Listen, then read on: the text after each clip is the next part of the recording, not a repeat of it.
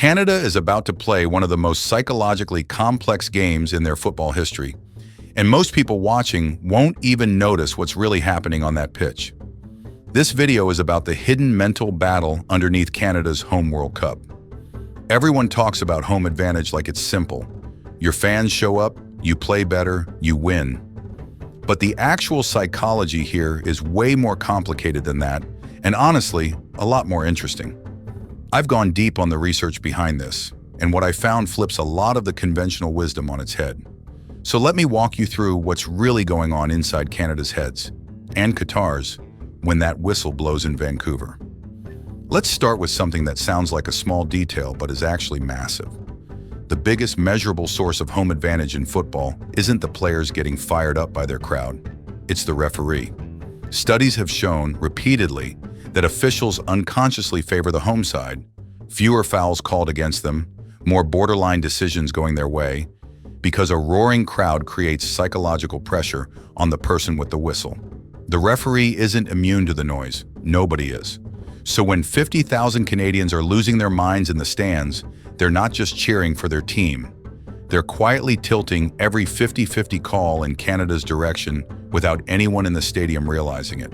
That's real, documented, and almost never talked about in pre-match coverage. But that's just the crowd working on the officials. What the crowd does to the players themselves is a completely different story. And this is where it gets genuinely fascinating. Footballers have higher testosterone levels before a home game than an away game. That's not a metaphor. That's measured biology.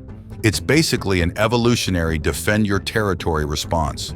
The same mechanism that makes animals more aggressive and more physically charged when protecting their home ground.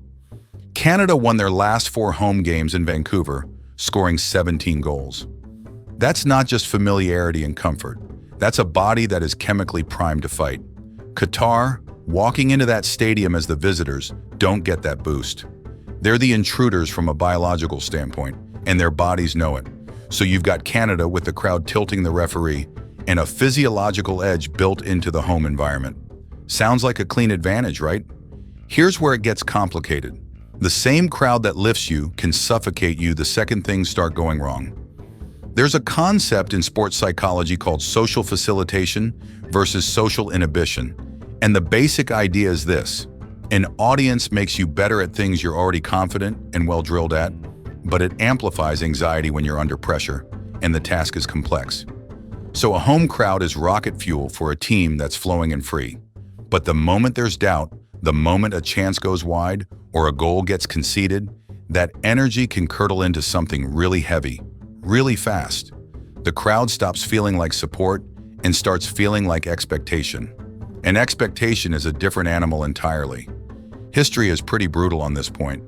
South Africa 2010 became the first host nation ever eliminated in the group stage of a World Cup.